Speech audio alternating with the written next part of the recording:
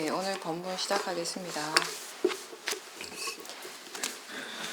지난주에 이게 대반 열반경이요. 내용이 워낙 길어가지고 제가 두 파트로 나눴거든요.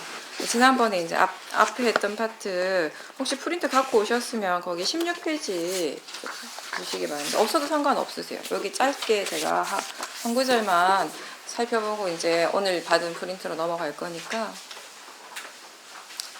16페이지, 지난번 프린트 16페이지 보면 사실 이 대반 열반경 구절 중에서 가장 우리한테 유명한 구절이 여기 나오는데 제가 지난주에 이걸 안 했더라고요.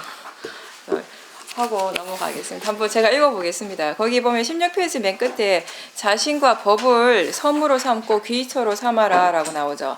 이게 우리가 많이 들었던 말씀, 자등명, 법등명 엄청 많이 들었죠. 안 한다요. 그러므로 여기서 그대들은 자신을 섬으로 삼고 자신을 귀처로 삼아 머물고 남을 귀처로 삼아 머물지 말라. 법을 섬으로 삼고 법을 귀처로 삼아 머물고 다른 것을 귀처로 삼아 머물지 말라. 안 한다요. 그러면 어떻게 비구는 자신을 섬으로 삼고 자신을 귀처로 삼아 머물고 남을 귀처로 삼아 머물지 않는가. 어떻게 비구는 법을 섬으로 삼고 법을 귀처로 삼아 다른 것을 귀처로 삼아 머물지 않는가. 그러니까 부처님께서 자기 자신을 귀처로 삼으라고 하셨어요. 그리고 법에 의지하라고 하셨습니다. 그게 이제 자등명, 법등명인데 그러면 어떻게 하는 것이 자기 자신을 귀처로 삼고 법을 귀처로 삼는 것인가 라고 이제 설명을 하시는 거예요. 비구들이요. 여기 비구는 몸에서 몸을 관찰하며 머문다. 신념처. 세상에 대한 욕심과 싫어하는 마음을 버리면서 근면하게 분명하게 알아차리고 마음 챙기는 자 되어 머문다. 느낌에서 느낌을 관찰하며 머문다. 수념처. 마음에서 마음을 관찰하며 머문다. 심념처죠. 법에서 법을 관찰하며 머문다. 법념처입니다. 세상에 대한 욕심과 싫어하는 마음을 버리면서 근면하게 분명히 알아차리고 마음 챙기는 자 되어 머문다. 안 한다. 이와 같이 비구는 자신을 섬으로 삼고 자신을 귀처로 삼아 머물고 남을 귀처로 삼아 머물지 않으며 법을 섬으로 삼고 법을 귀처로 삼아 머물고 다른 것을 귀처로 삼아 머물지 않는다. 안 한다요. 누구든지 지금이나 내가 죽고 난 후에 자신을 섬으로 삼고 자신을 귀처로 삼아 머물고 남을 귀처로 삼아 머물지 않으며 법을 섬으로 삼고 법을 귀처로 삼아 머물고 다른 것을 귀처로 삼아 머물지 않으며 공부짓기를 원하는 비구들은 최고 중에 최고가 될 것이다. 자등명, 법등명이 즉 뭐예요? 사념처를 닦으라는 말씀이시죠. 근데 여기에서 이제 우리가 자등명, 법등명 하면 이게 자기 자신을 귀처로 삼으라라고 했을 때 부처님의 가르침은 평생 동안 무아를 말씀하셨어요. 무상고 무아를 말씀하셨잖아요. 그죠? 우리에게 그 무상고 무아를 이해하라고 얘기를 하셨는데 근데 왜 마지막에는 무아가 아닌 나가 나오는가? 그죠? 이 나라는 것을 여기서 말씀하신 자기 자신이라고 하는 거는 우리가 생각하는 그런 관념적인 나, 자아를 얘기를 하는 것은 당연히 아니겠죠. 우리 입장에서 본다면 수행하는 마음, 수행을 통해서 얻어진 지혜의 마음 이렇게 이해할 수 있는 것이죠. 그러니까 사념처라고 하는 것은 자기 자신의 몸과 마음을 대상으로 하는 수행이잖아요. 그죠? 자기 자신의 온이 대상이에요. 그 외의 대상은 없습니다. 그런 의미도 되겠죠. 그거를 자기 자신의 몸과 마음을 오온을 대상으로 신수 신법을 관찰하는데 결국 거기서 얻어지는 이해가 뭐냐면은 나라고 할 수 있는 것은 없다라는 거. 근데 그걸 이해하는 거죠. 네. 그러니까 법을 의지하라고 하셨는데 이 법이라고 하는 부처님의 가르침이 뭐냐면은 게으르지 말고 방일하지 말고 항상 사념처를 닦으라는 말씀입니다. 우리 잠깐 이제 법문을 듣는 시간에도 여러분들이 사실 지금 가장 우리들 모두 각자에게 중요한 것은 이렇게 말을 하고 있는 나 자신이나 듣고 있는 여러분들이나 우리한테 가장 중요한 것은 이 순간에도 알아차리고 있어야 된다는 것입니다. 알아차리면서 듣고 알아차리면서 말을 해야 된다는 거죠. 그게 부처님의 가르침이에요. 부처님 마지막까지 말씀하신 것이. 이렇게 알아차림하는데 사념처를 닦는데 게으르지 말라는 말씀이시거든요. 지금 이 순간 우리가 이렇게 알아차리고 있을 때 지금 우리들 각자에게 지금 무엇이 일어나고 있습니까? 우리 무엇을 알 수 있습니까? 보는 작용, 봄이 지금 일어나고 있습니다. 그렇죠? 들음이 일어나고 있죠. 듣고 있다는 거 지금 아십니까? 느낌이 일어나고 있습니다. 생각이 일어나고 있습니다. 지금 이 순간. 이러한 봄, 들음, 느낌, 생각 이런 것들은 지금 어떻게 일어나고 있습니까? 이런 각각의 이런 마음의 일, 이런 마음의 작용들은 각각 조건에 따라서 지금 이 순간 일어나고 있습니다. 눈이라는 감각기관이 형상이라는 대상과 부딪히고 거기에 빛이라는 또 다른 조건이 서로 부합이 돼서 만나면 봄 그 작용이 일어나는 것입니다.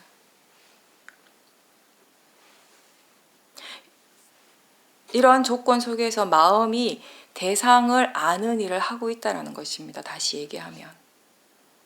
그죠? 본다라는 것이 뭐예요? 보여지는 형색이 있잖아요. 그죠? 그 형상, 그 형색을 마음이 아는 일을 하는 거죠. 듣는다라는 것은 뭡니까? 소리라는 대상이 있어요. 그 대상을 아는 마음이 지금 일어나는 거죠. 이렇게 빠라마타는 항상 지 혼자서 일어나는 것이 아니라 다른 어떤 것과 조건 속에서 일어나는 것이에요. 소리와 아는 마음, 보이는 형색과 그것을 아는 마음.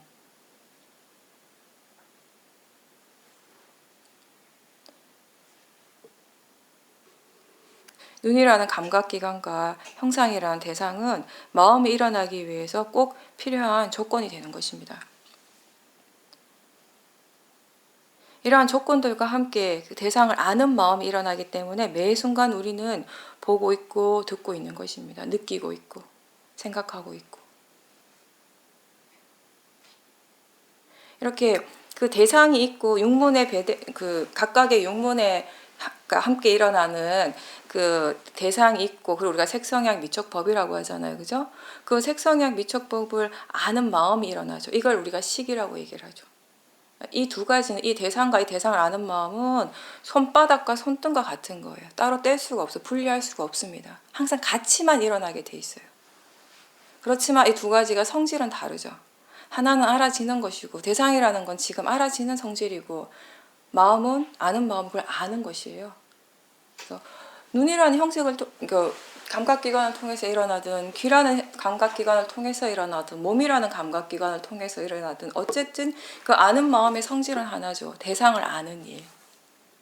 그래서 우리가 아는 마음이라고 얘기를 하는 것이에요. 이 마음이 일어나기 때문에 보고 듣고 느끼고 생각하고 맛을 알고 냄새를 알게 되는 거죠. 이런 것들이 빠라마타 실제하는 작용들이에요. 지금 이 순간 우리에게 일어나는. 이렇게 이런 실제하는 작용들, 빠라마타가 일어나고 있다는 걸 아는 것, 그게 이제 사띠가 되는 거죠. 우리가 그걸 사띠하는 마음, 수행하는 마음, 지켜보는 마음, 이렇게 표현을 합니다.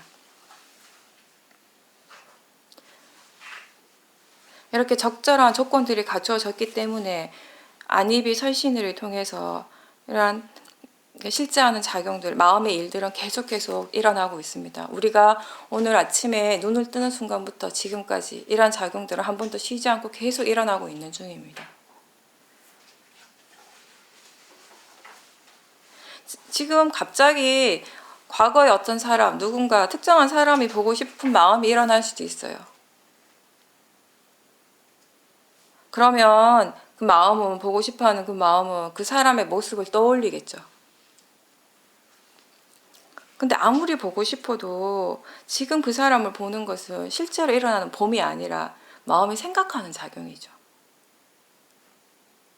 아무리 보려고 해도 내가 지금 눈을 감고 있다면 절대 볼 수가 없죠. 봄이라고 하는 작용은 일어날 수가 없어요.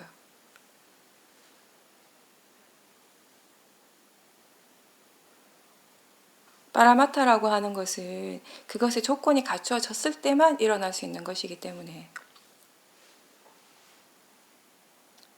우리가 현재에 계속 깨어 있다면은 매 순간순간 알아지는 것들이 분명히 있습니다.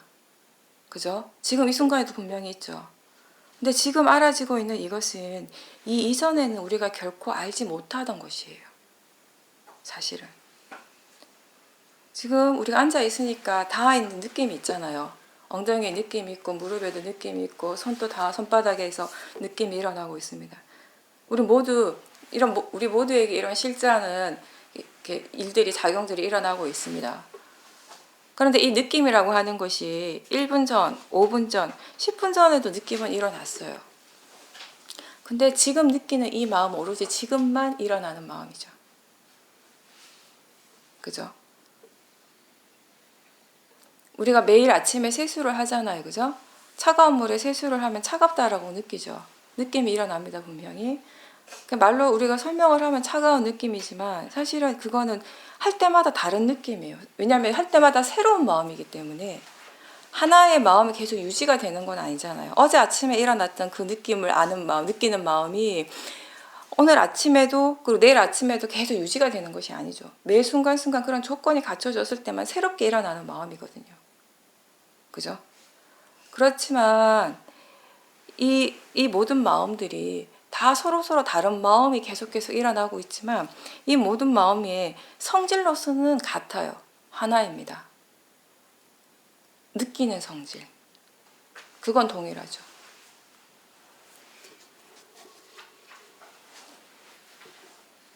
그래서 느끼는 마음이 일어날 때마다 그 마음 자체는 새로운 마음이지만 그러니까 계속 다른 마음들이 일어나고 있지만 아무리 많은 마음이 일어나도 그 마음들의 성질은 동일한 하나라는 것이에요.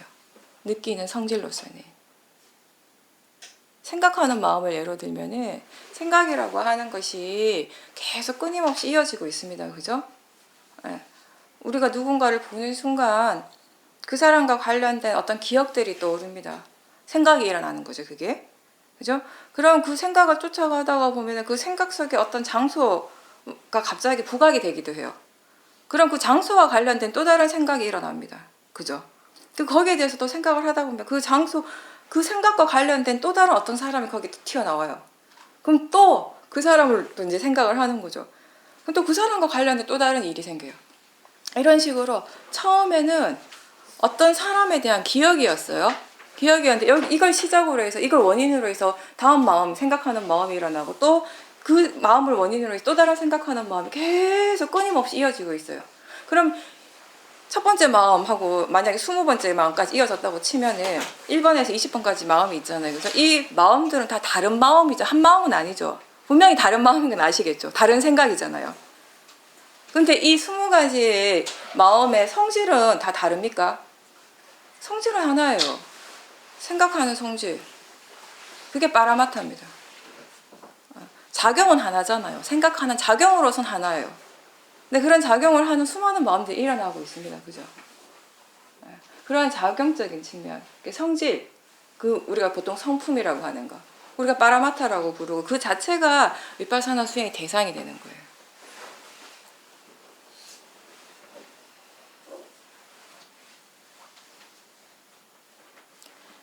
이렇게 실제하는 작용들이 일어남으로써 우리는 이 세상을 인식을 하는 거예요. 근데 이렇게 인식되는 세계를 마음이 다시 관념적으로 재해석하는 일도 함께 하고 있습니다. 항상. 빠라마타와 삐냐타, 관념이 항상 같이 일어나고 있죠. 아까 생각에 대해서 제가 얘기를 한 것처럼 그 생각의 내용은 전부 다 다르잖아요. 그 내용들은 다 관념이죠. 근데 이 수많은 생각들의 그 성질은 하나예요. 작용으로서는 하나. 그게 빠라마타가 되는 거죠. 그래서 우리가 볼 때 뭔가를 보는 순간 누구다 크다 작다 잘생겼다 예쁘다 이런 생각들을 함께 하게 되는 거예요. 근데 거기서 실제 하는 작용은 하나예요. 봄이라는 것. 들을 때도 마찬가지죠. 차 소리다 음악 소리다 큰 소리 작은 소리 마음이 수많은 이렇게 관념적인 어떤 해석을 하게 되죠. 근데 성질로선 하나죠. 이 많은 마음들이 들음이라는 거 작용으로선 하나라는 거 그게 빠라마타와 관념의 차이죠.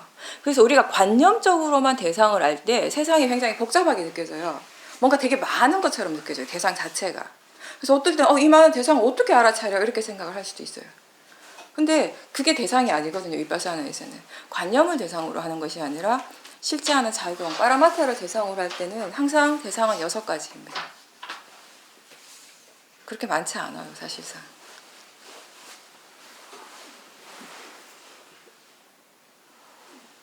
이렇게 실제하고 관념은 항상 함께 일어나고 있습니다. 아까 대상과 그 대상을 아는 마음은 따로 떼일 수 없이 항상 함께 일어나는 것처럼 실제와 관념도 항상 함께 일어나고, 우리 마음대로 내 마음대로 이걸 분리시키거나 내 마음대로 하나를 없애거나 할 수 있는 일이 절대 아니에요. 이 또한 이 각각의 이러한 작용들도 지 성질대로 조건 따라 일어나는 것이기 때문에 우리는 그걸 다만 알아차림하는 거죠. 알아차림하면서 점점 이 실제하는 작용이라는 것과 관념적인 작용에 대해서 이해해 나가는 거죠. 어떤 사람에 대한 기억이 떠오른다면 지금 현재 실제로 일어나는 것은 그 사람이 아니라 그 기억하는 마음, 생각하는 마음입니다. 거기에 사람은 따로 없어요, 사실은. 그냥 마음이 일어나고 있는 거죠. 근데 그 사람이다라고 하는 것은 관념입니다. 마음이 일어나고 있다라고 아는 것은 파라마타를 아는 것이고요.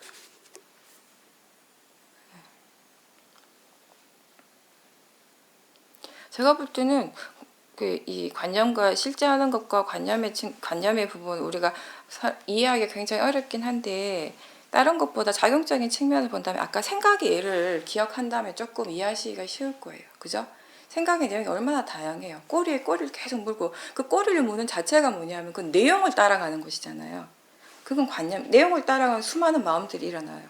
그 수많은 마음이라고 하는 것은 결국 관념적으로 다른 마음들이에요. 그죠? 근데 그 수많은 마음들이 성질, 작용으로서는 하나라는 거. 생각하는 마음, 생각하는 성질로서는. 그렇게 이해할 수 있는 거예요. 누군가를 딱 보는 순간에 어떤 기억이 불현듯이 떠오르잖아요. 내가 일으키려고 하면 뭐 일어날 수 없는 생각들이 그런 막 갑자기 떠올라요. 10년 전, 20년 전, 뭐 30년 전 생각들도, 그죠? 근데 그 생각과 함께 또 느낌이 일어나요. 행복하기도 하고 뭔가 좀 짜증스러운 느낌이 일어나기도 하고. 그러니까 다시 얘기하면은 봄이 일어났어요. 그죠? 봤잖아요. 봄. 봄을 조건으로 해서 생각하는 마음, 그 기억하는 마음이 지금 일어나는 것이죠. 이제 그 생각하는 마음을 조건으로 다시 느낌이 일어나는 이런 과정들이 쭉 발생하고 있는 중입니다. 그래서 우리가 마음이 어떻게 작용하는지 봐야 된다. 마음의 진행 과정을 보라 하는 건 이런 것들을 알면서 보라는 것이에요. 그 생각의 내용을 따라가는 것이 아니라. 이렇게 알고 볼 때 우리가 봄이라는 것을 알고, 그리고 그걸 조건으로 생각하는 마음이 일어나고 있다는 걸 알고, 그 생각하는 마음을 조건으로 이런 행복한 느낌이 일어나고 있구나, 이렇게 보고 알 때 그 지켜보는 마음에 나라는 생각, 나라는 관념이 강하게 일어나겠습니까? 약하게 일어나겠습니까? 그렇죠. 파라마타를 대상으로 할 땐 당연히 나라는 관념이 약하게 일어날 것입니다. 근데 이런 파라마타 작용하는 쪽에 아는 이해가 전혀 없다면은 이런 과정들이 다 나의 일이 되는 것이에요. 내가 보는 것이고, 내 생각이 되는 것이고, 내가 느끼는 것이고, 나의 느낌이 되는 것이고. 우리는 항상 몸과 마음을 나라고 생각하고 그렇게 믿고 있습니다. 어쩔 수 없이. 우리의 마음의 조건이 그렇기 때문에 그거는. 제가 어쩔 수 없다라고 하는 건 우리의 마음이 지금 현재의 조건이 그렇게 되어 있어요. 그럼 피해갈 수가 없는 거죠. 그렇다면은 그렇게 마음이 나라고 생각하고 있는 그런 마음, 나라고 믿고 있는 그 마음을 알아차리도록 하는 것이 우리가 해야 될 일이에요. 그 마음 또한 그것도 마음이잖아요.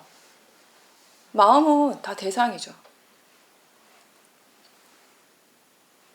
지금 당장 그런 생각, 그런 믿음을 없애라고 하는 것이 아니라 그렇게 할 수도 없고요. 단지 그 또한 알아차림하는 것입니다. 최대한 할 수 있는 만큼 자주 일어날 때마다. 그리고 그러한 것을 나라고 믿기 때문에 어떤 결과가 일어나는가를 보도록 하십시오. 그런 진행 과정들을 최대한 지켜볼 수 있는 만큼 보라는 겁니다. 거기에서도 원인과 결과가 일어나고 있습니다.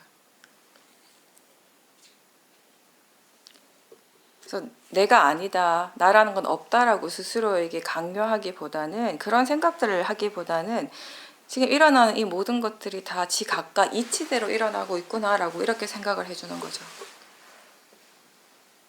근데 이치가 뭔가 하면은 원인과 결과라는 것입니다. 조건 따라 일어나고 있다라는 것입니다.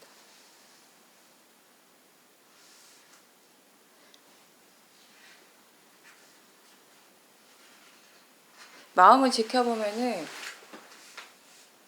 수없이 많은 마음들이 일어나고 있습니다. 뭐 하고 싶어 하는 마음, 먹고 싶어 하는 마음, 보고 싶어 하는 마음, 생각하는 마음, 소리에 대해서 반응하는 마음, 지금 들리는 것을 좋아하는 마음, 또 짜증내는 마음, 보이는 대상에 대해서 좋아하는 마음, 싫어하는 마음. 이러한 모든 마음들은 다 순간순간, 그 순간순간의 실제들입니다. 우리의 삶은 이러한 실제하는 것들의 연속이에요. 근데 과연 우리가 잠에서 깨는 순간부터 잠자리에 들 때까지 이런 실제하는 것들을 얼마만큼 알아차리고 있습니까? 그걸 최대한 유지시키고 최대한 자주자주 하라고 하는 것이 이제 부처님 가르치는 거예요.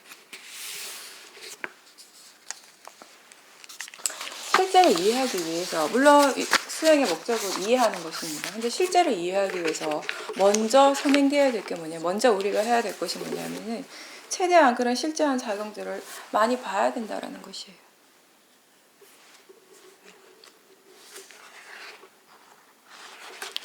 그리고 이제 그 오늘 받은 프린트 있죠. 그 프린트물 보시면은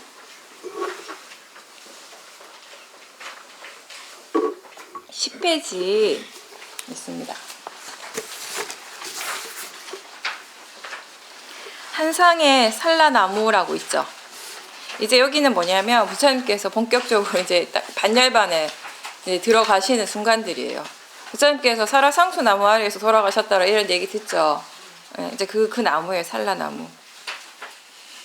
이제 거의 이제 마지막 순간인 거죠. 그래서 이제 거기 부처님께서 아난다 존자를 부르셔가지고 그 나무 밑에 이제 침상을 만들게 하셔요. 거기 이제 누우시려고. 그런 다음에 이제 부처님께서 이런 말씀을 하셔요. 5-3 있죠. 그러자 세존께서는 아난다 존자를 불러서 말씀하셨다. 아난다여, 한상의 산라나무는 때 아닌 꽃들로 만개하여 열애께 예배를 올리기 위해서 열애의 몸 위에 떨어지고 흩날리고 덮이는구나.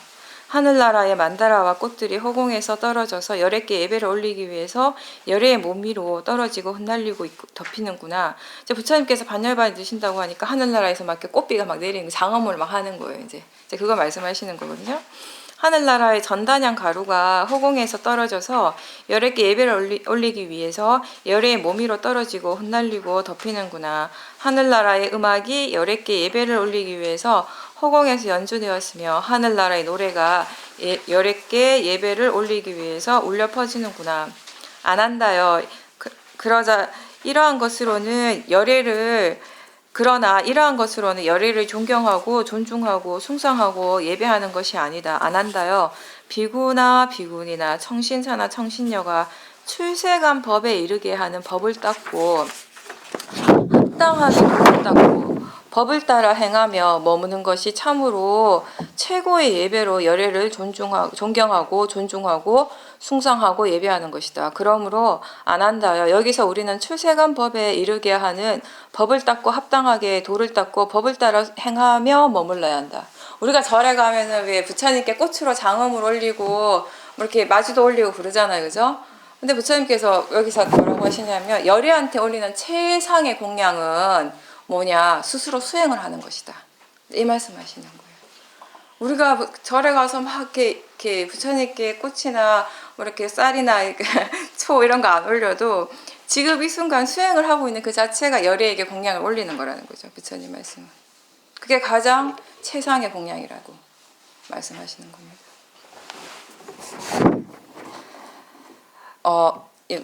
디가니까의 마할리경이라는 경전이 있는데 거기에 보면 마할리라는 사람이 이제 그 불교 수행을 하는 사람은 아닌데 부처님하고 대화를 하는데 그 사람이 이제 부처님께 이런 말씀을 여쭤봐요.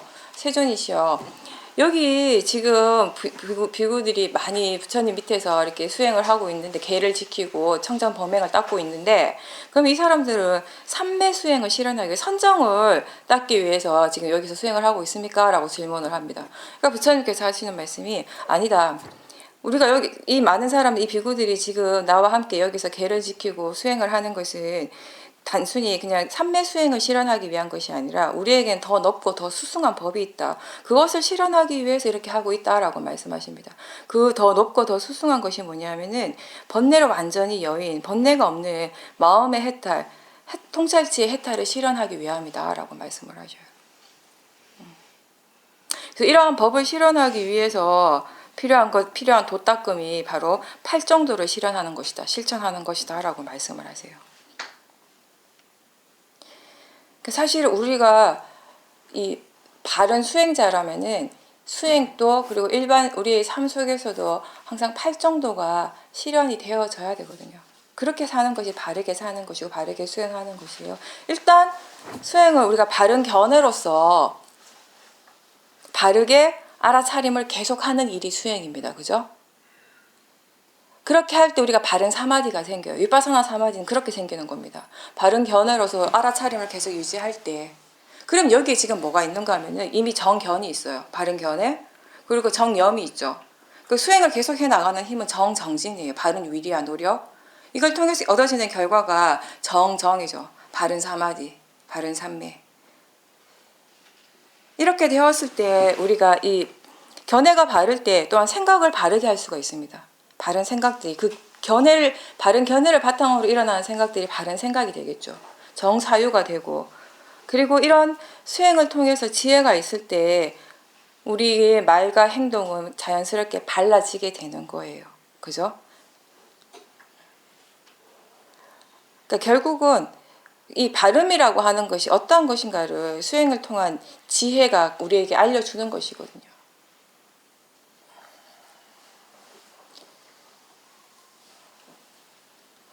바르다고 하는 것은 여러 가지 의미로 우리가 이렇게 해석을 할 수 있는 거예요. 지금 우리가 이렇게 말을 하고 듣고 있는 이 안에서도 발음이 일어나고 있어야 되거든요. 그죠?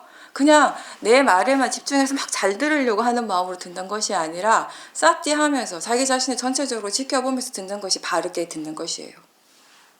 저도 마찬가지겠죠. 그냥 이 말을 해야 되는데 이거 다 알아들어야 되는데 하는 그런 마음으로 하는 것이 아니라 말하고 있는 나를 지켜보면서 싸띠하면서 말을 하는 것이 바르게 말을 하는 것이 그때 우리에게 지금 발음이 실천되고 있는 것이거든요. 항상 밥을 먹어요. 하루에 2끼를 먹기도 하고 3끼를 먹기도 합니다. 먹는 거 똑같습니다. 똑같은데 그 먹는 행위가 바른 행위가 될 수도 있고 바르지 않은 행위가 될 수도 있습니다. 바른지 바르지 않는지를 알기 위해서 가장 필요한 것이 싸띠죠. 네. 그리고 지혜도 있어야겠죠. 바른 견해가 거기에 있어야 됩니다. 매 순간순간 그렇게 발라지기 위해서 노력해가는 과정이에요. 수행이라고 하는 건. 매 순간순간 팔정도가 여기 안에서 실천되고 있는 과정이거든요. 매 순간이. 우리가 수행을 하지 않았다면 부처님의 가르친 팔정도가 굉장히 이게 관념적으로 들릴 수밖에 없는 말씀이에요. 사실은.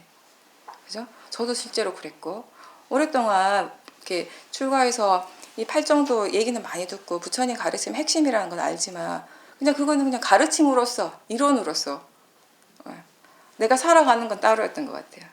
근데 수행을 하면서 조금씩 그 발음이라고 하는 것이 팔정도는 발음을 얘기를 하는 거잖아요. 발을 정자죠. 어떤 것인지 이해해 가고 있는 거죠. 이해하는 만큼 행위라든지 말이라든지 수행 자체가 또 달라지게 되는 것입니다. 그렇게 우리가 팔정도를 실천해 가고 있는 중이라는 겁니다. 지난 시간에 얘기한 것처럼 계를 지킨다고 하는 것이 과연 어떤 의미인가? 단순히 행위나 말을 바르게 하는 것인가? 그게 다가 아니라 어떤 마음으로 하고 있는가까지 다 갖춰져야 된다는 것이죠. 바른 마음으로 행동하고 바른 마음으로 말을 하는 것까지.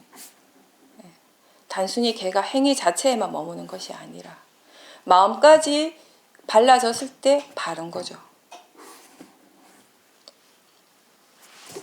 그게 부처님 말씀이십니다. 12페이지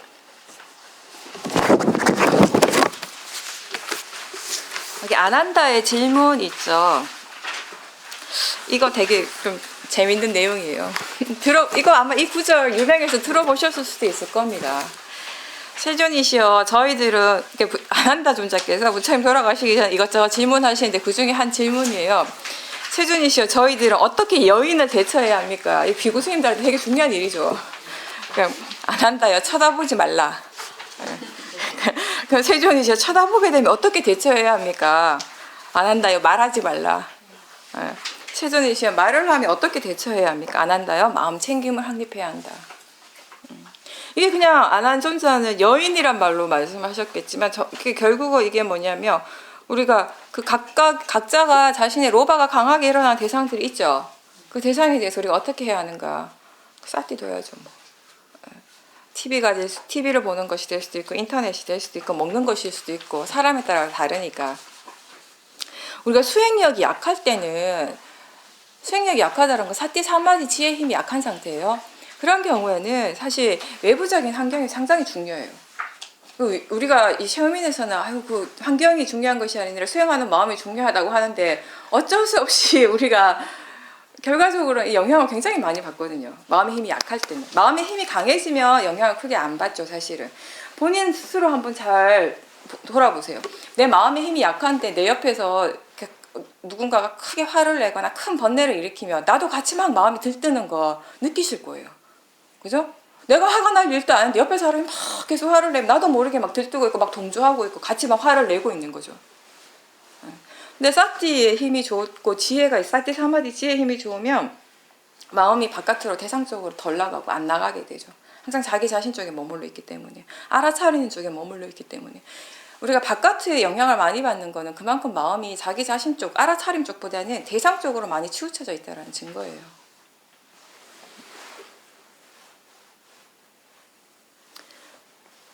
그래서 처음에는 이렇게 본인이 수행의 힘으로 이거를 감당할 수가 없다면 자기 자신의 지혜의 힘으로 도저히 감당이 안 된다면 피하는 것도 하나의 방법이 된다는 것이에요.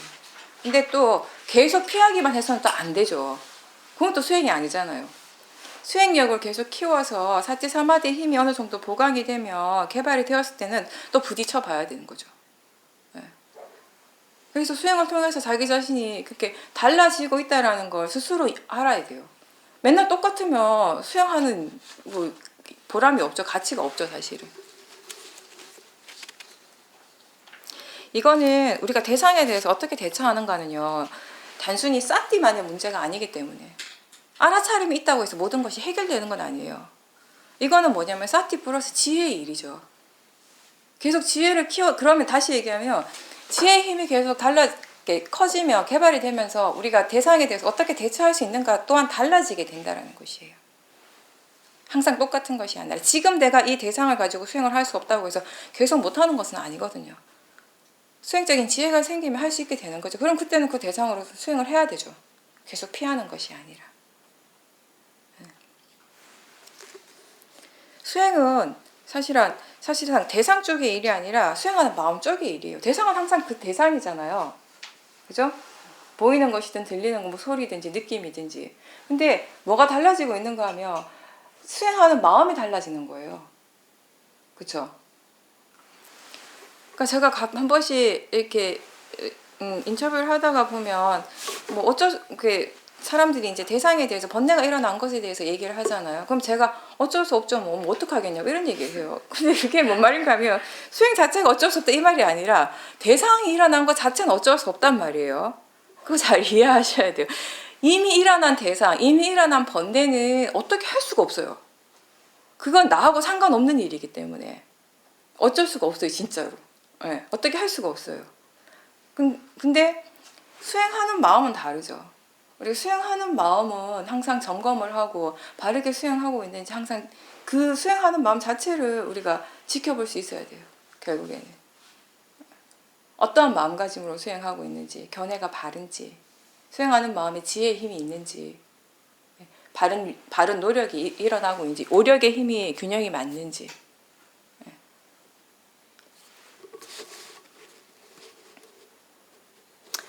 그 다음에 5-10번 아까 이어서요. 세존이시여 저희들은 어떻게 열애의 존재에 대처해야 합니까? 이제 부처님께 돌아가시고 난 다음에 이제 어떻게 해야 되는가? 안 한다요. 그대들은 열애의 몸을 수습하는 것에는 관심을 두지 말라. 안 한다요. 그대들은 근본에 힘쓰고 근본에 몰두하라. 근본에 방해하지 말고 근면하고 스스로 동요하며 머물러라. 안 한다요. 열애에 청정한 믿음이 있는 끄샤트리아 현자들과 바라몬 현자들과 장자 현자들이 열애의 몸을 수습할 것이다. 그러니까 스님들한테 하신 말씀이에요. 스님들이 부처님 돌아가시면 저희가 어떻게 할까요? 그러니까 그 뒤처리하는 거 너네 신경 쓰지 말고 너희는 그냥 근본에만 힘써라. 근본에 몰두해라. 근데 그 근본이 뭡니까? 사념처를 닦는 거. 계속 그 얘기 하셔요. 열심히 수행하라는 얘기. 계속 그겁니다, 사실은. 그 다음 13페이지 보셔요. 아난다가 가진 경이로운 자질에 대해서 설명이 잠깐 나와요. 이제 부처님이 이제 막 돌아가시기 직전이 된 거예요. 그때 아난자 존자는 방으로 들어가서 문틀에 기대어 나는 아직 유학이라서 더 닦아야 할 것이 있다. 유학이라는 건 아직 아라한이 안 된 거죠. 나는 그러나 나를 연민해 주시는 스승께서는 이제 반열반을 하실 것이다 라고 울면서 서 있었다. 아직 완전하게 깨닫지 못하시니까 이제 슬픈 거예요. 스승이 더 생각해 보세요. 만약에 우리도 부처님하고 같이 있었는데 아직 내가 깨닫지 완전하게 아라한이 되지 못했는데 부처님 오늘 돌아가신다고 하면 슬픈 마음이 일어나겠죠. 그때 세존께서는 비구들을 불러서 말씀하셨다. 비구들이여 지금 아난다는 어디에 있는가? 세존이시 아난다 존자는 방으로 들어가서 문틀에 기대어 나는 아직 유학이라서 더 닦아야 할 것이 있다. 그러나 나를 연민해 주시는 스승께서는 이제 반열반을 하실 것이다 라고 울면서 서 있습니다. 그래서 세존께서는 어떤 비구를 불러서 말씀하셨다. 오라 비구여 그대는 나의 이름으로 아난다를 불러오라. 도반 아난다여 스승께서 그대를 부르십니다 라고 그렇게 하겠습니다 세존이시여 라고 그 비구는 세존께 대답한 뒤 아난다 존자에게 다가갔다. 가서는 아난다 존자에게 이렇게 말하였다. 도반 아난다여 스승께서 그대를 부르십니다.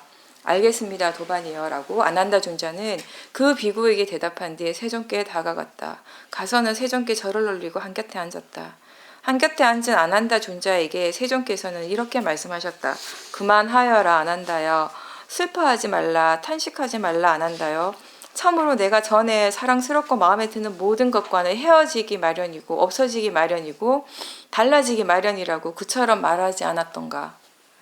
아난다여 그러니 여기서 그대가 슬퍼한들 무슨 소용이 있겠는가. 아난다여 태어났고 존재했고 형성된 것은 모두 부서지기 마련인 법이거늘 그런 것을 두고 절대로 부서지지 말라고 한다면 그것은 있을 수 없는 일이다. 그런 경우란 존재하지 않는다. 아난다여 그대는 오랜 세월 동안 이롭고 행복하고 둘이 아니고 한량이 없는 자애로운 몸의 업과 이롭고 행복하고 둘이 아니고 한량이 없는 자애로운 말의 업과 이롭고 행복하고 둘이 아니고 한량이 없는 자애로운 마음의 업으로 열애를 시봉하였다. 아난다여 그대는 참으로 공덕을 지었다. 정진에 몰두하여라. 그대는 곧 번뇌에 다한 아라한이 될 것이다. 막 슬퍼하니까 불러서 이렇게 또 깨우쳐 주시는 거예요. 내가 그동안 수없이 얘기하지 않았나. 이 세상에 모든 일어나는 모든 것들은 사라지기 마련이다. 영원한 것은 없다. 항상한 것은 없다. 다 무상하다. 이제 그 얘기를 일깨워 주시는 거죠. 불교를 설명하는 키포인트가 무상과 무아예요. 그죠? 무아는 우리가 다시 얘기하면 원인과 결과라는 거. 그리고 그 어떠한 것도 변화하지 않고 어떤 고정된 실체로서의 존재는 없다라고 여기 우린 얘기를 합니다. 모든 것이 다 연기적으로 일어나고 사라지고 있습니다. 아까도 얘기했듯이 빠라마타라고 하는 것은 그것이 일어나기 위해 항상 다른 어떤 것을 의지하고 있습니다. 함께 일어나게 되어 있는 거예요. 지 혼자서 고정되어 있고 영원한 것은 없다라는 것이죠. 이렇게 실제하는 법들은 이런 조건들과 상호 의존적으로 일어나고 사라지는 것이라는 거. 이러한 연기적인 성질은 항상 그 변화의 가능성, 변화의 성질을 내포하고 있는 겁니다. 우리가 말하는 무상이라고 하는 것은 허무하고는 전혀 다른 의미라고 제가 여러 번 얘기했죠. 왜냐하면 보통의 사람들이 무상이라고 하면 자꾸 허무함과 연결을 시키는 거니까. 그거하고는 전혀 상관없는 거예요. 항상하지 않다라는 거예요. 영원한 것은 없다라는 거. 계속 변화한다라는 거. 실제 하는 것들의 성질은 계속 새롭게 일어나고 있다라는 거. 그거 얘기하는 겁니다. 계속 새로운 마음들이 일어나요. 그죠? 마음의 근본 성질은 무상하기 때문에. 다시 얘기하면 헌 마음은 없어요. 다 새 마음밖에 없어요. 네. 아까 일어났던 헛 마음이 다시 일어나지 않는다고요. 다 새 마음, 일어날 때마다 새로운 마음들이라고요. 우리가 아직 거기에 대한 이해가 많이 없지만 어쨌든.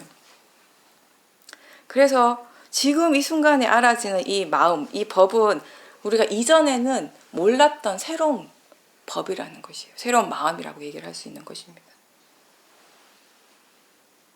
마음은 다시 얘기하면 마음은 늙지 않죠. 하나가 있어서 그 하나가 계속 유지가 되면 늙는다라고 표현할 수 있겠지만 맨날 계속 새롭게 일어나는데 언제 늙어요? 물질이라고 몸이라고 하는 건 나이가 들면서 점점점 에너지가 약해지죠. 우리가 그거 느끼잖아요. 그래서 예전에 내가 잘 할 수 있던 것들을 점점 못하게 돼요. 거기서 사람들이 막 좌절감이 일어나요. 그게 무상하기 때문에 그런 거예요. 항상 하지 않기 때문에. 계속 달라지고 변화하게 돼 있는 것이 일어나는 모든 것들이 성질이에요. 그게 물질이든 마음이든지. 근데 우리의 마음이라고 하는 것은 내가 아무리 숫자적으로 나이가 들어도 수행을 계속하고 있는 사람은 이 마음은 점점 더 활발해지겠죠. 다시 얘기하면 더 젊어지겠죠. 더 에너지가 많아지잖아요. 그러니까 수행을 하면서 그런 거 느끼잖아요. 모하의 힘이 강할 때 우리의 마음이 굉장히 이렇게 처지는 느낌이 들어요. 무겁게 느껴지고, 그죠? 게을러지고. 지혜의 힘이 좋으면 좋을수록 마음이 활발하죠. 지혜를 지가 열심히 하고 있죠. 그럼 마음은 늙지 않는 거예요.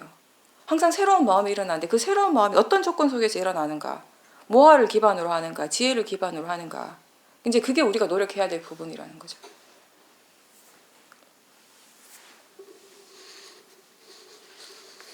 근데 그렇다면 일어나는 마음은 항상 하지 않는데 그냥 일어나고 사라지고 끝인데 그렇다면 지혜의 마음이라는 것도 마찬가지일 거 아니에요. 한 마음이 계속 유지되는 것이 아니라 일어나고 사라지는데 근데 우리가 왜 수행을 하는가? 그죠? 그렇게 생각할 수도 있잖아요. 근데 이렇게 일어나고 하나의 마음만 딱 보면은 일어나고 사라짐이 다인 것 같지만 중요한 것은 이게 하나의 마음이 아니라 이 수많은 마음들이 이렇게 계속 끊임없이 일어나고 사라지고 하는 이 흐름이라는 거, 이 과정이라는 것이죠. 그래서 앞에 일어났다 사라지는 마음이 뒤의 마음의 원인이 되는 거예요. 조건이 되는 것이에요.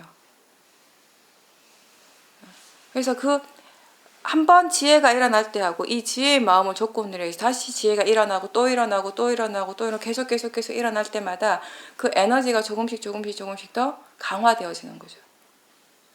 그 성향이 조금씩 더 강해지게 되는 거죠. 그러니까 사띠를 계속하면 사띠하는 힘이 좋아지게 돼 있고 그 하나의 마음이 계속 이어지는 건 아니지만 새로운 마음들이지만 원인과 결과로서 연속되는 것이기 때문에 지혜를 계속 일으키면 그 지혜의 힘이 점점 강화가 되어가는 것입니다. 그래서 사띠를 원인으로 해서 조건으로 해서 사띠의 힘이 커질 수 있는 것이고 지혜를 조건으로 해서 지혜의 힘이 커지는 것이고 똑같이 번뇌를 조건으로 해서 번뇌가 커지게 되겠죠. 번뇌를 내버려 둔다면 그런 과정들입니다.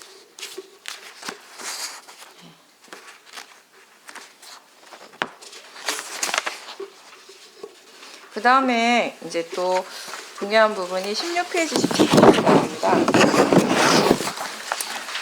수박사 유행승의 일환데 이거는 이제 제가 짧게 말씀드리면 어떤 내용이냐면은 이 수바타라는 사람이 나이가 많은 유행승이 있는데 이 사람이 이제 부처님께서 꼭 반열반에 드신다는 소식을 듣고 급하게 막 찾아와요. 그래서 꼭 부처님을 뵙기를 원하는데 이제 부처님이 정말 돌아가시 직전의 상황이거든요. 그러니까 아난다 존자가 부처님 힘드시니까 못 만나게 했어요, 처음에.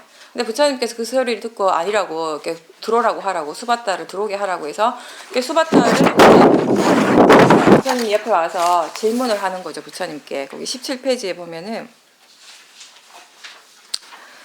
5-26번이 있어요. 그래서 5-26번에 17쪽에 17페이지에 달라요? 아, 그럼 5-26번을 보셔요. 네. 그러자 수받다 유행승은 세종께 다가갔다. 가서는 세종과 함께 환담을 나누었다. 유쾌하고 기억될 만한 이야기로 서로 담소하고서 한곁에 앉았다. 한곁에 앉은 수받다 유행승은 세종께 이렇게 말씀드렸다. 곧다마 존자시여, 어떤 사문 바라문들은 승가를 가졌고 무리를 가졌고 무리의 스승이며 잘 알려졌고 명성을 가졌고 교단의 창시자이며 많은 사람들이 사두라고 인정합니다. 그들은 뿌라나 까사빠, 막갈리 고살라, 아지따, 깨사깜말락, 빠꾸따, 까짜야나, 산자야, 발라띠뿌따, 니간타 나따뿌따입니다. 이름 어렵죠? 네. 저 이거 처음에 무슨 몇 번을 되풀이했는지 몰라. 이제 하도 이거 눈에 익어가지고 잘 되는데 처음에 혓바닥이 안 돌아가서 이 마음하고 입하고 따로 논 줄. 그들은 모두 스스로 자처하듯이 최상의 지혜를 가졌습니까? 아니면 모두 최상의 지혜를 가지지 못했습니까? 아니면 어떤 자들은 최상의 지혜를 가졌고 어떤 자들은 최상의 지혜를 가지지 못했습니까? 그러니까 부처님께서 그만해라 수받다야, 그만 멈추어라. 그들 모두가 스스로 자처하듯이 최상의 지혜를 가졌건 모두가 최상의 지혜를 가지지 못했건 어떤 자들은 최상의 지혜를 가졌고 어떤 자들은 최상의 지혜를 가지지 못했건 간에 나는 그대에게 법을 설하리라. 남이 지혜가 어떻든 간에 상관없는 거죠. 이제 그 부처님께서 이러한 것이 바른 것이다라는 걸 이제 알려주시는 거죠. 이것을 잘 들어라. 듣고 마음에 잘 새겨라. 이제 나는 설하리라. 그렇게 하겠습니다. 존자시여라고 수받다 유행승은 세종께 대답했다. 세종께서는 이렇게 말씀하셨다. 수받다요. 어떤 법과 율에서든 8가지 성스러운 도가 없으면 거기에는 사문도 없다. 8가지 성스러운 도가 8정도입니다. 네, 이 법이 바른가 바르지 않는가의 기준이 8정도라는 거예요. 부처님이. 거기에는 2번째 사문도 없다. 거기에는 3번째 사문도 없다. 거기에는 4번째 사문도 없다. 첫 번째, 2번째, 3번째, 4번째 사문은 결국 그거예요. 우리가 도과를 설명하는 거. 수다원, 사다함, 아나함, 아라함. 네. 이 8정도를 바르게 닦을 때만 결국엔 이 번뇌를 완전히 제거해서 이 도가에 이를 수 있다라는 거죠. 그러나 어떤 법과 율에서든 8가지 성스러운 도가 있으면 거기에는 사문도 있다. 거기에는 2번째 사문도 있다. 거기에는 3번째 사문도 있다. 거기에는 4번째 사문도 있다. 수받다여. 이 법과 율에는 8가지 성스러운 도가 있다. 수받다여. 그러므로 오직 여기에만 사문이 있다. 여기에만 2번째 사문이 있다. 여기에만 3번째 사문이 있다. 여기에만 4번째 사문이 있다. 다른 교설에는 사문들이 텅 비어 있다. 수받다여. 이 비구들이 바르게 머문다면 세상에는 아라한들이 텅 비지 않을 것이다. 수받다여. 29세가 되어 나는 무엇이 유익함인지를 구하여 출가하였노라. 수받다여. 이제 51년 동안 출가 생활을 하면서 바른 방법과 법을 위해서 여러 지방에 머물렀나니 이 밖에는 사문이 없다. 2번째 사문도 없다. 3번째 사문도 없다. 4번째 사문도 없다. 다른 교설들에는 사문들이 텅 비어 있다. 수받다여. 이 비구들이 바르게 머문다면 세상에는 아라한들이 텅 비지 않을 것이다. 그리고 사실 다른 사람이 깨달았는가 깨달았지 않는가는 어떻게 보면 나한테 그렇게 중요한 부분이 아니에요. 지금 내가 바르게 수행하고 있는가가 나한테 가장 중요한 것이지. 그죠? 아라한을 만난다고 해서 부처를 만난다고 해서 만나는 그 자체로 우리가 깨달음을 얻을 수는 없어요. 그리고 내 마음의 조건이 제대로 갖춰져 있지 않으면 아무리 지혜로운 사람이 지혜로운 가르침을 줘도 들어오지가 않아요. 사실상. 네. 물론 어리석은 사람 만나는 것보다 지혜로운 사람과 함께 있어야 되죠. 부처님이라든지 이런 성인을 만나는 거 엄청난 공덕을 통해서 얻어지는 결과겠지만 어쨌든 우리한테 무엇보다도 중요한 거는 자기 자신이 바르게 수행을 하고 있는가, 지금 이 순간 수행하고 있는가, 그렇지 않는가가 가장 중요한 부분이 된다는 겁니다. 그래서 바른 수행의 기준이 8정도라는 거예요. 발음의 기준이. 그러면 이제 그 6-1번이 부처님의 마지막 유훈이에요. 6-1번. 그때 세종께서는 아난다 존자를 불러서 말씀하셨다. 아난다요. 그런데 아마 그대들에게 스승의 가르침은 이제 끝나버렸다. 이제 스승은 계시지 않는다라는 이런 생각이 들지도 모른다. 실제로 이렇게 생각하는 사람들이 많았다고 해요. 그때. 안 한다요. 그러나 그렇게 봐서는 안 된다. 안 한다요. 내가 가고 난 후에는 내가 그들에게 가르치고 천명한 법과 율이 그대들의 스승이 될 것이다. 보이는 모습으로서의 부처님은 계시지 않지만 그 가르침은 남아있잖아요. 법. 지금 우리가 부처님을 믿고 따른다라는 것은 결국 그 법을 따르고 있는, 그 가르침을 따르고 있는 것이잖아요. 이거 보면 생각나는 게 뭐냐면은 금강경의 구절이에요. 야기 색견아 이음성구와 시인 행사도 불능견열애. 형상으로서 나를 보거나 소리로서 나를 찾는 사람들은 그릇되게 정진하는 사람이니 그런 사람들은 붓다를 바르게 보지 못하는 것이다.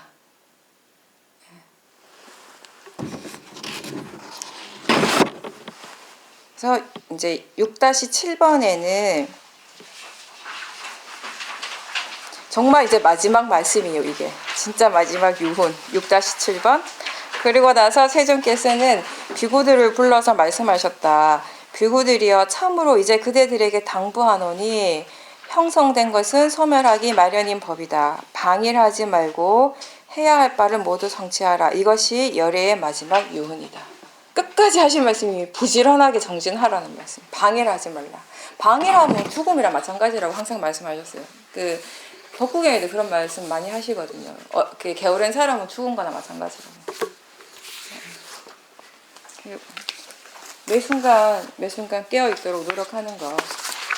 그게 우리한테 가장 중요하고 지금 우리가 항상 챙겨야 할 부분이 그 부분이라는 겁니다.